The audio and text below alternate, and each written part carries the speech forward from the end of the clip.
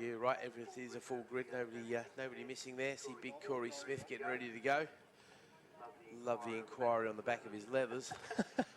Right, lights get ready to go, and they're out, and away we go. And oh, who's that going to be? Is that David May third on the grid? Third on the grid, Alex Simon on that number 818 Kawasaki. So third on the grid, then will go up into the lead and take the whole shot from this one, away from Morgan Creasy and Stephen Butterworth. So they were third, second, and first on the grid. They're now 1, 2, 3 in the races. They make their way around Redgate and on towards Hollywood for the first time of 9. But Alex Simon, then, as we mentioned, that we first come across him here a few years ago on that RG 500 square 4, yeah, didn't we? Very quick. A little bit of a difference in machinery from that square 4 2-stroke to the inline 4 Kawasaki ZX10, but nonetheless, he Alex Simon both very well, doesn't he? He absolutely does. Well, they're making the way down. In fact, Alex Simon, of course, is the lap record holder here in the in what was the Blue Haze GPF category, which we no longer have running, unfortunately. So Alex Simon, as far as we're concerned, is the undefeated lap record holder in that particular class. Yeah, absolutely. Yeah, that's one for the history books, that's for sure. And I hope you keep a souvenir copy of the program here, because it probably won't be in the next program, of course, because obviously the Blue Haze lap records are just a bit of a guide these days. Right, onto the back straight they come, and similar Simon, we've got to really have a word with Alex at some point. Him and Steve Butterworth, I've never been able to catch up with either of them. Just don't seem to be in the paddock in the right place when we're doing our paddock walks at all. But there's Morgan Creasy getting a bit of fresh air under his front wheel there as he powers his way across the line on that jigsaw, and he's got a gap of about 0.4 of a second ahead of Alex Simon and Steve Butterworth. It's Andy Saunders up next. James Fern, he's making the best of start. He's still there in 5th place. Fast move on that. That actually was Andy Saunders. I realised how far down Andy was, but he made up his way to 4th place, probably second on the grid. Simon Gates on that Team Fatty Yamaha bike, number 46, has made up 13 positions then. So he would have started towards the rear of the field then. He's made up 13 positions, put himself up into the 19th place overall. And looks like we've got a few riders dropping down to the bottom of the timing screen here. One is Justin Rose, the other are Michael Jarvis, and I don't believe Malcolm Bate was out there on circuit. So we do have 29 bikes out there on this 1.9 mile circuit then, and they're making their way in towards the second sector now. And I think I can just see the glimmer of Zach Butterworth leading the way. He's certainly gone purple in that first sector, but it's difficult to tell from this distance. In fact, it is still Morgan Creasy leading the way, but it is all closing up now at the front. There was only 0.6 of a second covering the top 3 as they came across the line anyway, but they are now in towards the Robert Chicane then, with the Suzuki of Morgan Creasy leading the way. Alex Simon, the man who finished 3rd in both races yesterday, look, is still there at the moment, but Butterworth, the man who took both wins yesterday, is now leading the charge, but that's quickly corrected by Morgan Creasy. Has a look at the inside there, but Butterworth better on the brakes than it would seem, in towards Redgate, holds on to the lead then. So it's the Yamaha of Butterworth ahead of the Suzuki of Creasy, and then the Kawasaki of Alex Simon. So across the line they go then. A 1 minute 13.269 goes the way of Stephen Butterworth. Just for context then, yesterday we were in the 111s. Okay, so we're definitely not on the totally hot pace yet. That was the first flying lap. I wonder if they're tripping over each other. Now that Butterworth's got the lead, I do wonder if we're going to see him extending that gap. He was fastest in sector 1 last time. Fastest in sector 2 though, James first. And James having a pretty decent race, because he went past on Andy Saunders on that particular lap. See, Tommy Caldwell's crawled his way to the top 20 as well. Tommy's repaired that Extreme machine that he's racing this weekend, along with the YPM machine as well. And sure enough, Butterworth with another purple at sector 1 this time. So it's definitely looking very good for him. But Morgan Creasy, you just know he's going to chase him all the way down as hard as he can as they come back towards the Robert Chicane. And it's a pretty handy gap I think Butterworth's got there. It's got to be 3 or 4 bike lengths, maybe 5 or 6 actually, as they power their way past us. 3rd place there, getting a bit of fresh air under the front wheel. Alex Simon holds on to it, but he can't quite go with those leaders. And we're into the 12s there, into 12.2s. It's a double purple. Now look at that, we've got purple in sector 2 for Butterworth, purple in sector 2 for Creasy as well. So I'm guessing they must have set identical times. It's the only way you can go double purple. I'm telling you just how close they are. Absolutely. Ordinarily, of course, it would go purple and green for Butterworth, with Creasy taking that purple. But you're right, it could well be identical second sector times here between Butterworth and Creasy, just to go to show how evenly matched they are on these machines. And they're way through the first half of this circuit then. They're going through Swanson McLean's as we speak then. Butterworth looking as though he's not trying to just prize open that advantage then. It was 0.290 as they came across the line the previous time around. We're waiting now for the first sector times, and I'm not surprised to see a purple there from Butterworth, because that gap is certainly opening up as they come around Coppice and on down towards the back straight once more, Keith. Just going to have a quick look at the lap record, because we do think that they could be going. We went yesterday, didn't it? Steve Butterworth took Steve Palmer's lap record yesterday, didn't he? The former record was 11.492, and yesterday we did see Steve Butterworth clamber with an 11.399. But over the line they go. Does he go into the 11s this time? He sure does. It's an 11.762. This time it is purple for Butterworth in sector 1, purple for Creasy sector 2. So there is a faster lap out there somewhere as Simon, Fern, Saunders, Donovan, Thomas, Corkett all come across the line.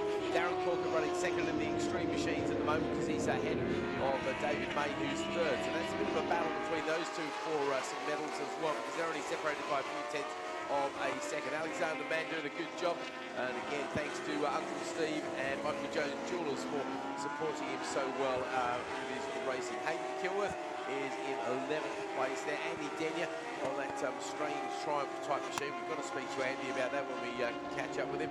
And I think what Hayden, of course, will be happy with is ahead of brother Jordan, of course, because obviously a little bit of inter-team rivalry, but when your teammate's your brother, it's even more pressure to do well, isn't there? Yeah, definitely. Jordan, he does like this track here, and it's been a bit of a difficult season for Jordan here, and he seems to be just about getting to grips with it this time around. But you're right, Hayden Kilworth up into 8th place in class. It could well be one of the best results he's had so far, especially in the kind of company that he's in here with Andy Denyer, Raymond Stagg just behind him as well. As the race leaders come across the line once more, it was an 11.6, it's now an 11.1 for Stephen Butterworth. Oh boy. And of 1:11.148, purple in both sectors. As we, where are we now? Half race distance. We've got 5 laps down, 4 to go then for these guys. So Stephen Butterworth now with a 3/4 of a second advantage over Morgan Creasy. Alex Simmons just about lost tabs on the leading 2 then. He's 4.2 seconds behind. There's a bit of chatter on the radio here, keeping an eye out for that one. And the race leaders then, as we say, 0.767 of a second towards the gap between them across the line. Creasy, Simmons, Fern, Saunders, Donovan, Corkett and May have moved up now ahead of Jamie Thomas, but that is second and third in the extremes between Corkett and May. 0.9 of a second, of course. Andy Saunders is leading the extremes at this stage, around about 9 or 10 seconds ahead of Darren Corkett. Then it's Thomas, Kilworth, Denyer inside the top 11 overall. Then it's Mann, Wood, Stagg, Wren, Jordan Kilworth, Corey Smith, Tommy Caldwell, Connor Swire and Simon Gates. Got to give a shout out to Emma, who's listening at home, wants to know how Ricky Wood's getting on. Well, Ricky at the moment is 11th in the extremes, 28th overall, but the good news is he's still upright, still circulating, and just his personal best fastest. So hello to you, Emma, and happy to give you a mention there as our leaders come across the line. Once again, it is Steve Butterworth. He's got pretty slow on that lap, to be fair. He does an 11.4, so yeah, absolutely shocking after that 11.1 he did the lap before, but he's now 2 seconds ahead of Morgan Creasy, who in turn is 4.5 seconds on Alex Simon. And James Fern is about half a second or so behind Alex, so that one's definitely not done and dusted because we've got quite a few laps. Tyres could come into play here as well, because this abrasive Donington Park circuit does tend to eat its way into the rubber a bit as well lately. We've got Tyler Donovan there in, let's see, 6th place overall. That'll be 5th in class for him, of course. Then Darren Corkett, second of the extremes, still arguing with David May, but the good news for Darren is he's got a couple of seconds gap over David, so it's looking good for him. I don't know if we've got an issue for Jamie Thomas, because Andy Denyer went around the outside of him at Redgate. Hayden Kilworth went up the inside, so in one corner, Jamie Thomas has lost a further 1-2 positions there, unfortunately, for the former champion. But the race leaders are well into the second sector now, and it's yellow again for both Butterworth and Creasy. Alex Simon there seemingly getting a bit of a second wind here as he goes PB in that first sector, as does Andy Saunders. James Fern then just over half a second behind Alex Simmons, and that will be for the final podium position if he can keep up that pace then, as Butterworth comes across the line once more with a 2.2 second advantage over Morgan Creasy. There goes Alex Simmons, there goes James Fern and Andy Saunders, who's the first of the extreme riders inside the overall top 5 there for the number 54 machine of Andy Saunders. But the gap between Simmons and Fern opens up marginally on that lap, just over a second then, 1.050 seconds between Alex Simmons and James Fern then. James Fern having a good ride on that borrowed machine is James, and certainly turned his weekend around there. Tyler Donovan up inside the top 5 in class as the race leaders make their way through Starkies and on towards Swans and McLean's. Now we could be coming up to some lap traffic here, Keith, and this may well play into the favour of Morgan Creasy, but it's 2.2 seconds advantage. So Stephen Butterworth, well, he really needs to be unlucky if that gap was to close down to under a second or so, or within reaching distance for Morgan Creasy. and they both go yellow in that first sector again. Let's have a look between Alex Simon and James Fern.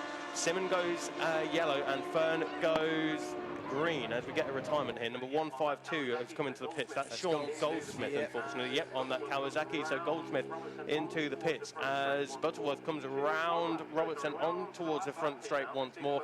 1 lap to go, sorry. We are on to the last lap here now for Stephen Butterworth and Morgan Creasy. And the gap is close to 1.5 seconds here. I think that's a bridge too much for Creasy. 1.5 seconds, and they are lapping almost at lap record pace. 11.4 for Morgan Creasy and a 12.2 for Stephen Butterworth. So could be too little too late, but nonetheless we've got 1.9 miles to get an answer to that question.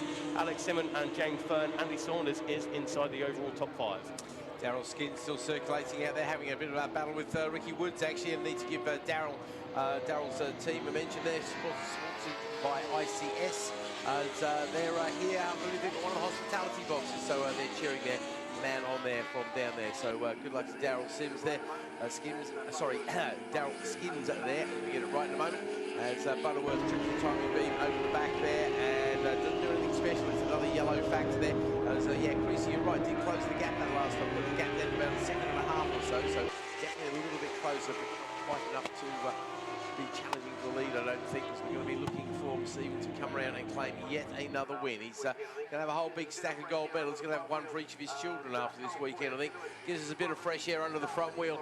And, oh boy, I tell you what, it's just as well that the start-finish line is just that little bit further up, because Creasy got it down to 0.173 of a second there. And I think that Steve knew where he could roll off, but Creasy was kept it pinned all the way, trying desperately to close that gap. Doesn't do a personal best on the last lap, actually. It's 11.792, but Morgan's best lap of an 11.431, that would have given him the lap record as well. So they're both under the lap record pace. So that shows you the sort of stuff we've got going on here today. Two riders, it's the same in the mini twins as well. All the guys were under the lap record there as well. So it's Alex Simon finishing in third ahead of James Fern. So good result there for James. Andy Saunders does take the win in the extreme machines ahead of, let's see, Darren Corkett second of the extremes, David May third of the extremes.